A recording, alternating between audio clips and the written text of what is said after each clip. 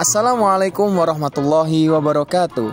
Salam, Om Swastiastu, Namo Buddhaya, salam kebajikan. Halo teman-teman semua, gimana kabarnya nih? Sehat semua kan? Selamat datang kembali di UNY Talk keempat dengan tema Jelajah Rektorat bersama BEM-KM UNY. Teman-teman, sebenarnya apa sih gedung rektorat itu? Nah, jadi gedung rektorat merupakan pusat pengelolaan dari sebuah perguruan tinggi. Karena di gedung ini, semua kegiatan kampus direncanakan, diarahkan, dan dikendalikan oleh manajemen kampus dalam sebuah akademik yang bekerja sama untuk mencapai visi tertentu. Rektorat juga memiliki fungsi tertinggi dalam sebuah kampus, karena di dalamnya terdapat pimpinan kampus atau rektor beserta jajarannya. Sebelum masuk rektorat, kita harus mencuci tangan sampai bersih dulu ya teman-teman. Lanjut, kita bisa mengambil air minum yang unlimited di sini. Nah, di lantai 1 ini terdapat hall dari rektorat. Di lantai 1 ini, teman-teman juga bisa mencari tahu denah rektorat dan ada pusat informasi. Yuk, sekarang kita masuk. Ada apa aja sih di dalamnya? Let's go. Kita jalan ke kanan dulu ya teman-teman. Pertama, kita akan menemukan ruang unit layanan terpadu dan ruang subkoordinator humas. Jadi, tugas dari divisi humas sendiri adalah berfungsi untuk mencari informasi, mengelola, serta mensosialisasikan informasi. Divisi Humas selalu terbuka menerima informasi dari internal UNY untuk disosialisasikan melalui media cetak maupun media elektronik. Untuk menjalin hubungan kerjasama yang sinergis, bidang humas eksternal telah menyelenggarakan launching website UNY, siaran pers, kunjungan pers, analisis pemberitaan, dan media forum UNY. Jika kita ke kanan, kita akan menemukan ruang Biro Akademik Kemahasiswaan dan Kerjasama. Dan yang terakhir, kita akan menemukan ruang Subkoordinator Akademik. Sekarang, jika kita telusuri ke kiri, pertama kita akan menemukan Kantor Urusan Internasional dan Kemitraan, Biro Umum Perencanaan dan Keuangan, kemudian ada ruang Subkoordinator Rumah Tangga, kemudian yang terakhir ada ruang Unit Pelayanan Pengadaan. Oke teman-teman, sekarang kita akan menuju ke lantai 2. Nah, kita ke kanan dulu yuk. Jadi, di belakang kita ini ada yang namanya ruang sidang utama. Di ruang ini digunakan untuk menerima tamu dinas, juga untuk ruang rapat utama.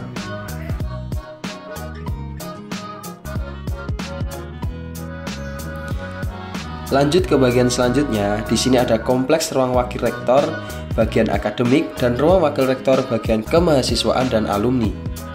Jadi, tugas dari wakil rektor bagian kemahasiswaan dan alumni yang dilakukan di ruangan ini adalah membantu rektor dalam memimpin pelaksanaan kegiatan di bidang pembinaan mahasiswa dalam pengembangan kecerdasan intelektual, kecerdasan emosional, kedalaman spiritual, minat, bakat, kreativitas, akhlak, kultur akademik, serta kesejahteraan mahasiswa. Selain itu, juga membantu rektor dalam memimpin pelaksanaan kegiatan pembinaan alumni, pemetaan alumni, penyusunan database alumni, dan pemberdayaan alumni. Merencanakan dan menjalin hubungan kerjasama dengan pihak lain, melakukan pengendalian, pengawasan dan penilaian prestasi, serta proses penyelenggaraan kegiatan. Pelaksanaan evaluasi kinerja, dan penyusunan pelaporan.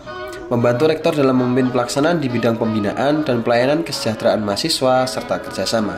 Nah, kalau tugas wakil rektor bagian kemahasiswaan antara lain perencanaan, pelaksanaan, pembinaan dan pengembangan penelitian para dosen, persiapan program studi baru dan akreditasi.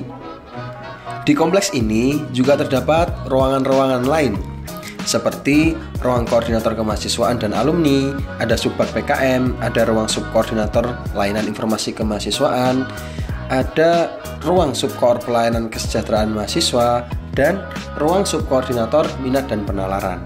Selanjutnya, kita akan ke ruangan senat. Nah, teman-teman, jadi senat akademik adalah badan normatif tertinggi pada perguruan tinggi dalam bidang akademik yang terdiri dari rektor, dekan fakultas, guru besar, wakil dosen, yang dipilih melalui pemilihan. Tugas dan wewenang dari Senat sendiri adalah memberi pertimbangan terhadap norma akademik yang diusulkan oleh rektor, memberi pertimbangan terhadap kode etik sivitas akademik yang diusulkan oleh rektor, mengawasi penerapan norma akademik dan kode etik sivitas akademik, memberikan pertimbangan terhadap ketentuan akademik yang disusun oleh rektor mengenai hal-hal sebagai berikut. Yang pertama, kurikulum program studi. Yang kedua, persyaratan akademik untuk pemberian gelar akademik.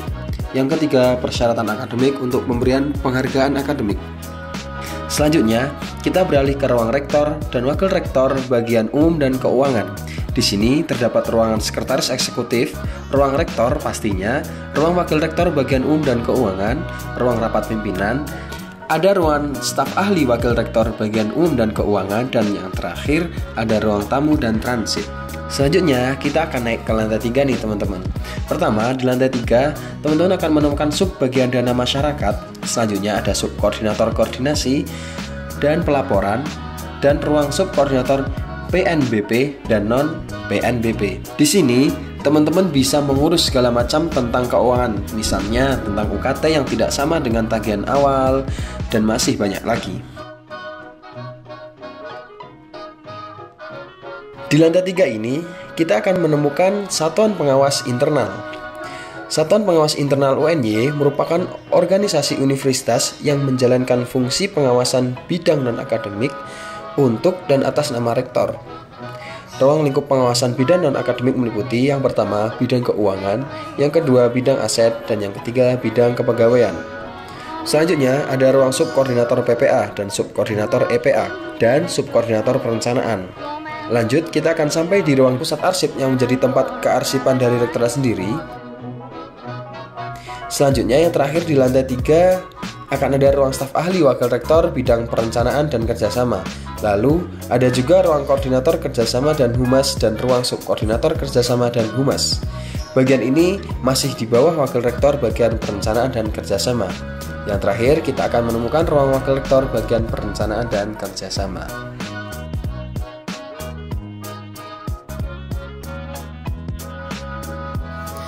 Oke teman-teman semua, pembahasan kita hari ini sangat menarik ya.